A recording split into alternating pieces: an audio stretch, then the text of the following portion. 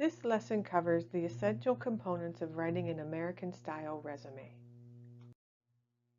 It's important to remember that employers don't want to spend a lot of time looking at resumes. There's an industry expression that says employers look at 6 items in 6 seconds, and these are the items: your name, most recent company and position, the start and end dates of that position, the second most recent company and position, and the start and end dates of that job. If employers cannot easily find this information, they will discard your resume. They will throw it away and go to the next one on the pile. Of course, they need to know your name because they want to know who you are, who they might be interviewing, and who they might be working with. So the name should have a central location at the top of the resume page. Next, they want a quick idea of where you've been working recently and what you've been doing. So they look at your last 2 positions to see how relevant your experience is to the current opening that you're applying for. They want to know if you're overqualified for the position, which might mean that you would ask for too much money, or if you're underqualified for the position. They also want an idea of how long you've been working in those positions. This tells them how much experience you have. It tells them if you are a stable employee or a job hopper, someone who moves quickly from one job to another. And it also gives them an idea of how current your skills are. So again, in 6 seconds, they're hoping to get an idea of who you are, where you've been working, what you've been doing, and how long you've been doing it, as well as how recently. This helps them to judge quickly how qualified you could be for the opening you're applying for. If those 6 items satisfy the employer, you're still not done.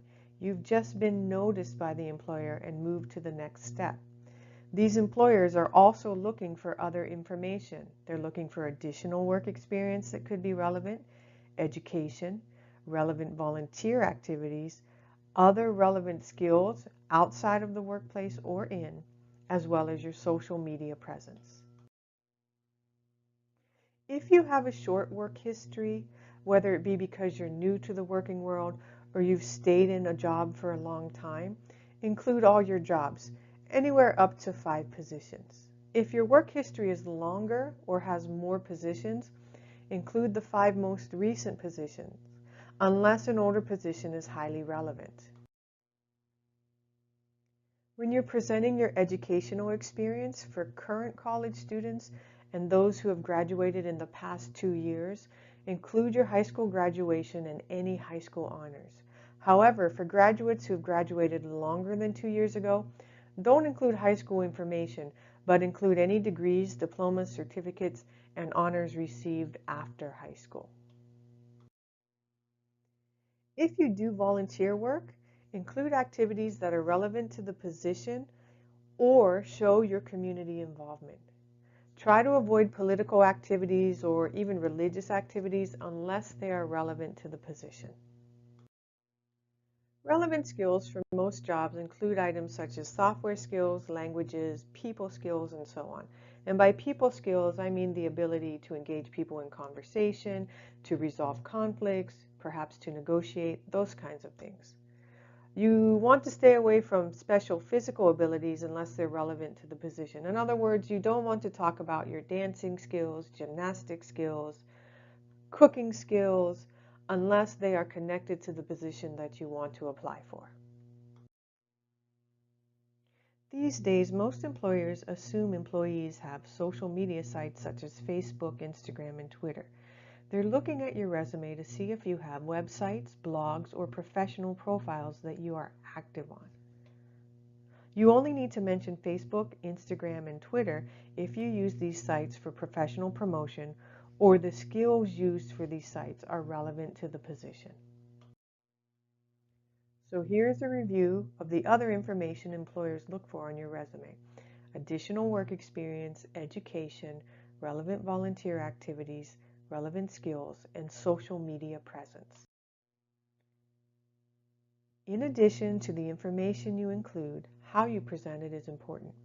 The employer will not want to strain to understand your resume, so make it easy for them. Have an even border on the top, bottom, and sides. It can be from 1/2 to 1 inch. Make sure there is a clean space between each section. So between your education and your work experience, put a little space so it is easily separated. Your name, contact information, and primary social media presence should be at the top. The name should be in slightly larger font, 14 to 16 point font. And then the font size of your resume information can be 10 to 12 point. The section titles for skills, experience, education, and so on should be bolded. There should also be a clear, concise, professional summary at the top of the resume, right under the name and contact information. Make sure you have clear, easy-to-read dates for all work positions. Have at least the years included, and month and year if the jobs were especially short-term, such as for an internship. Check your resume for correct, consistent grammar and correct spelling. Since you are a second language learner, you might want to use a proofreader or resume service just to make sure your resume looks good grammatically. And finally, your resume needs to be a concise length. For short work histories, 1 page. For longer work histories, a maximum of 2 pages. Employers will generally not look at longer resumes. In the U.S., the personal side is separate from the professional side. And here, a resume is used to evaluate your professional suitability. So many items of personal information can be seen as inappropriate.